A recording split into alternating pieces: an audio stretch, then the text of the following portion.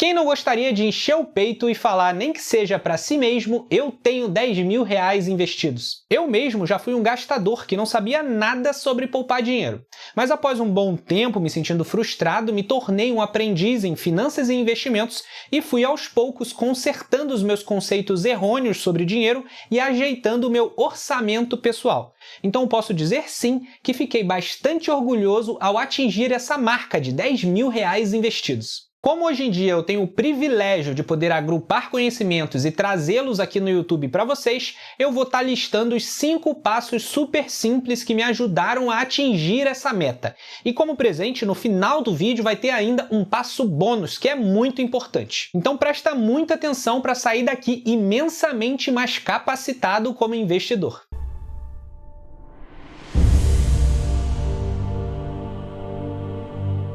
Olá, senhoras e senhores, aqui quem fala é Matheus Franco, criador do canal Economia Privada, onde falamos de finanças e investimentos para te ajudar a se tornar um investidor cada vez melhor e assim alcançar seus sonhos e objetivos.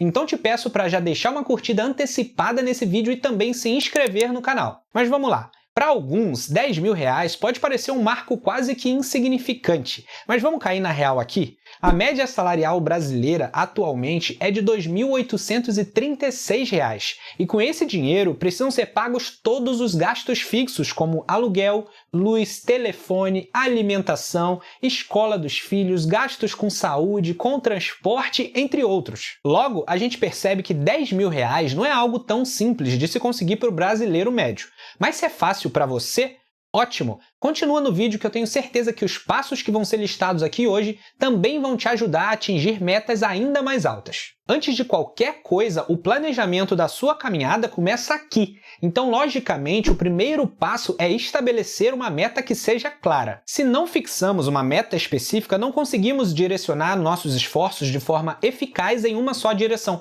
Fica tudo meio disperso. No nosso caso aqui, a nossa meta vai ser, obviamente, atingir os primeiros 10 mil investidos. É super importante que você evite utilizar metas vagas na sua vida. Isso é uma regra geral. Economizar dinheiro ou investir mais, metas assim não vão te levar a lugar nenhum. Quanto você quer economizar? Quanto você quer investir? E após consolidar na sua cabeça que você quer alcançar a meta de 10 mil reais investidos, chegou uma das partes mais importantes de todas, aquilo que precisa ser a base firme que vai sustentar toda a sua vida financeira, o seu orçamento mensal. Eu sei que esse assunto já foi abordado pelo menos algumas vezes aqui no canal, mas não tem como não trazê-lo novamente no vídeo de hoje. O que pouca gente percebe é que o orçamento mensal da pessoa física tem basicamente a mesma natureza de um fluxo de caixa empresarial. Ele é simplesmente entrada e saída de dinheiro. Veja só, a maioria das pessoas tem só uma fonte de entrada de capital, que é o seu salário mensal. Para conseguir poupar, é necessário que a soma das saídas seja menor do que essa fonte de renda. Simples assim. Mas como me organizar para ter controle sobre as minhas finanças, Matheus? Minha primeira sugestão é avaliar dívidas. Se você tem uma dívida, saiba que parte do seu salário já não é seu. Por exemplo, vamos supor que você ganhe 4 mil reais e trabalhe 176 horas no mês, o que dá 44 horas por semana em um mês com 4 semanas. O valor pelo qual você vende a sua hora é R$ 22,72.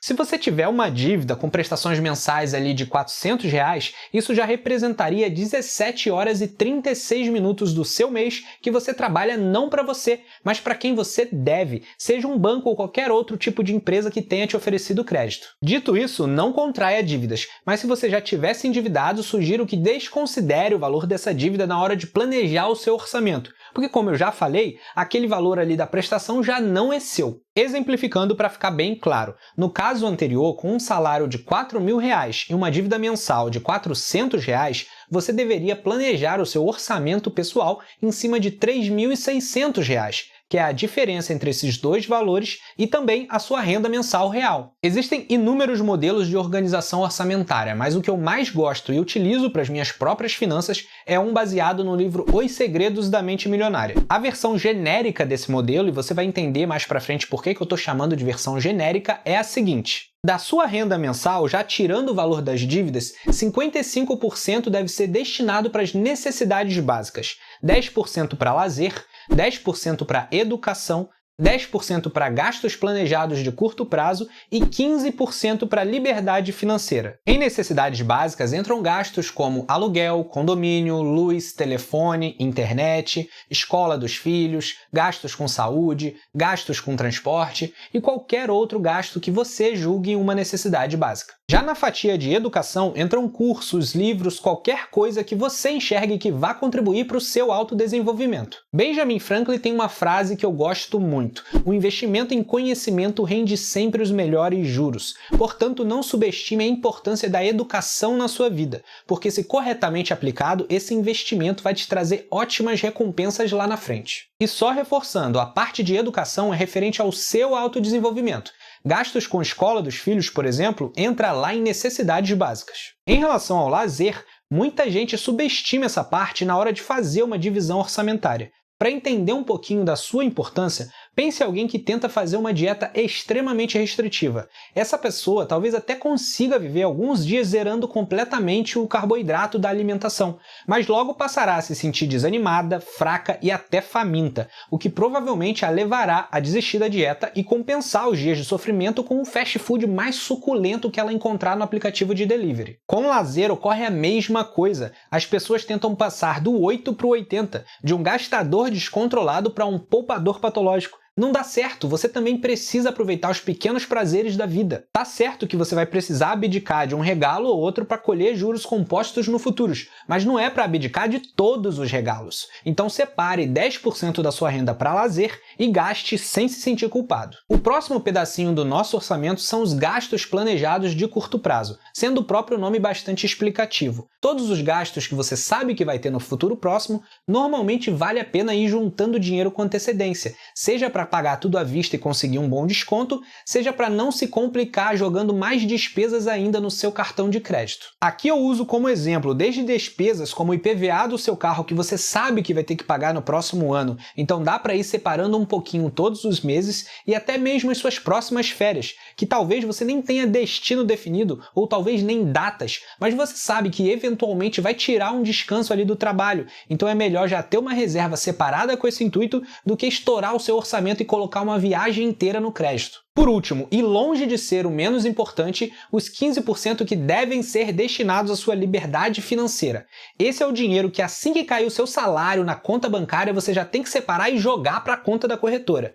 É com essa grana que você vai juntar os tão desejados R$10.000. Agora, a parte boa é que esse orçamento que eu te passei é a versão genérica. Veja que o orçamento é um jogo de soma zero. Se você estourar a fatia do lazer, o excedente vai ter que obrigatoriamente sair de outra parte, a não ser que você se endivide, e isso inscrito meu não faz. Logo, você mesmo pode analisar a sua situação e alterar as porcentagens de cada uma das divisões. Por exemplo, se você for ainda muito novo, talvez more com seus pais, e assim não precise se preocupar com gastos como aluguel, luz, telefone, entre outros. No máximo, eles devem te cobrar aí alguma ajuda de custos ou coisa parecida. Então, 55% em necessidades básicas vai ser coisa demais para você. Diminui para 40% e joga esses 15% para outra fatia do teu orçamento. Mas talvez você esteja no momento de vida de investir em uma especialização, fazer uma pós-graduação ou MBA, assim como eu faço. A depender do valor da mensalidade nesses casos, pode ser que 10% em educação seja pouco,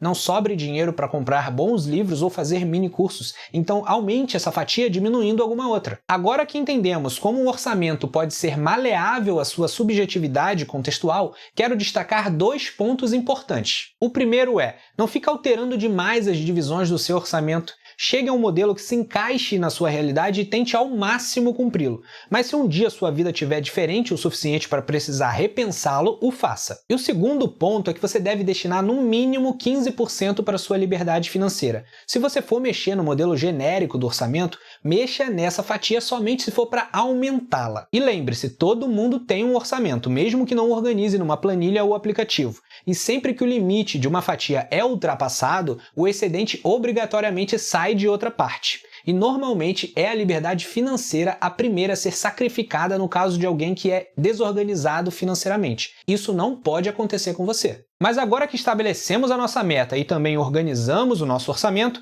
vamos para o passo seguinte, que é planejar a execução dessa meta baseando-se no nosso fluxo de caixa pessoal. E para isso vamos utilizar uma calculadora de juros compostos. Bem, pessoal, aqui na calculadora vamos simular um caso hipotético de alguém que consiga investir R$ 300 por mês. Inclusive, aqui no canal eu tenho um quadro em que eu invisto exatamente essa quantia todos os meses em fundos imobiliários. Se você ainda não conhece a carteira do canal, vale a pena dar uma conferida depois. Mas voltando aqui para o assunto de hoje, esse aporte de R$ 300, levando em conta que a pessoa invista o mínimo de 15% que a gente estabeleceu anteriormente, corresponde a um salário de R$ 2.000, já que 15% de 2.000 é igual a 300. Então a gente pode ver aqui que eu vou fazer uma primeira simulação com um aporte bem baixo, de alguém que ganha quase metade da média salarial do país, que por si só já é bem baixa. Além disso, também vou usar uma rentabilidade de 10%, que seria menos do que você ganharia no CDI nos dias de hoje. Descendo a página aqui e mudando para tabela, a gente percebe que a gente alcançaria a meta de R$ 10.000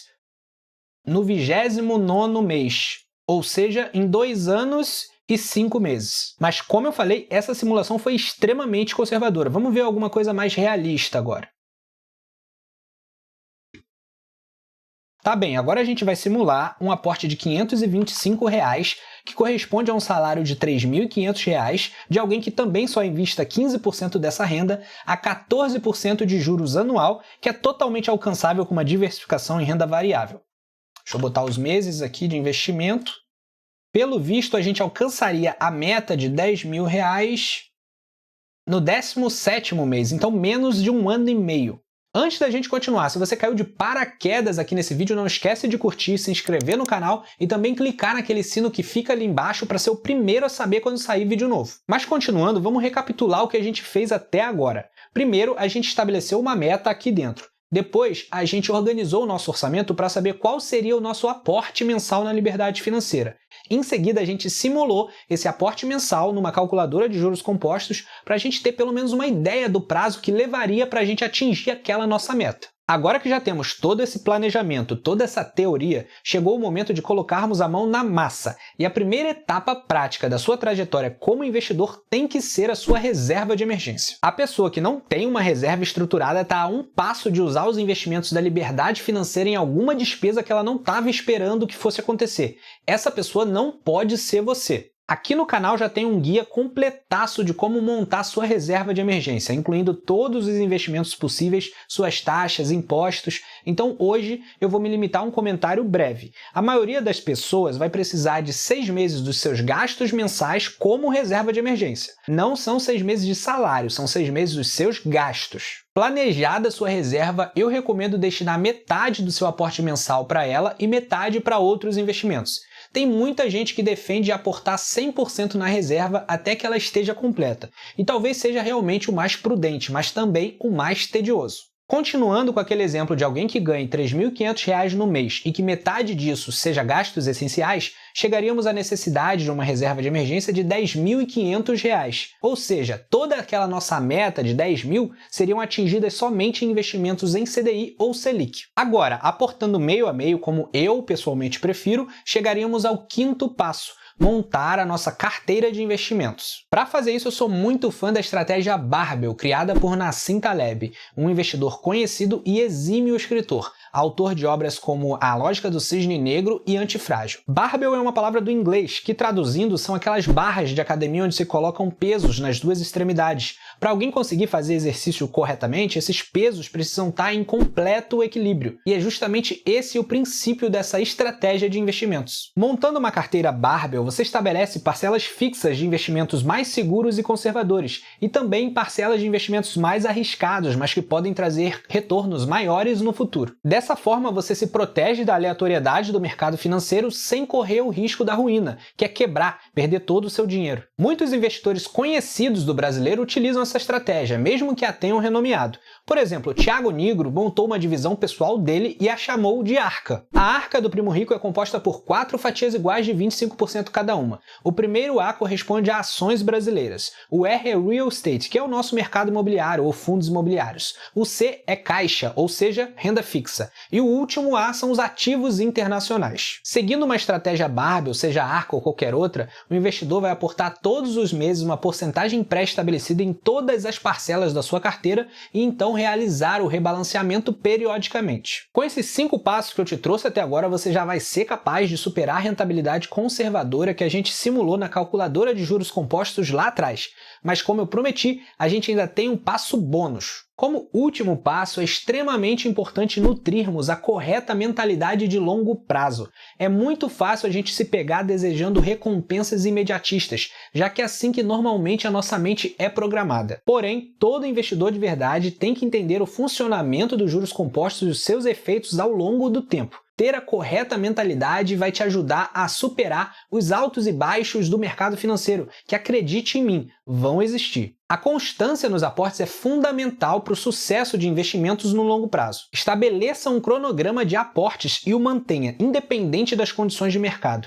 Evite a tentação de fazer market timing, pois a consistência geralmente supera a tentativa de prever movimentos de curto prazo. Seguindo esses 6 passos simples, eu tenho certeza absoluta que você vai atingir a meta de R$10.000 investidos e logo vai ter que estabelecer uma próxima meta. E lembre-se, para continuar evoluindo como investidor, você tem que constantemente investir na sua educação. Para sua sorte, o meu conteúdo aqui no YouTube é gratuito, então clica em um dos vídeos recomendados que vão aparecer na tela final daqui a pouco e continue o seu aprendizado. Como sempre, muito obrigado por dedicar o seu tempo a assistir ao meu vídeo e até a próxima semana.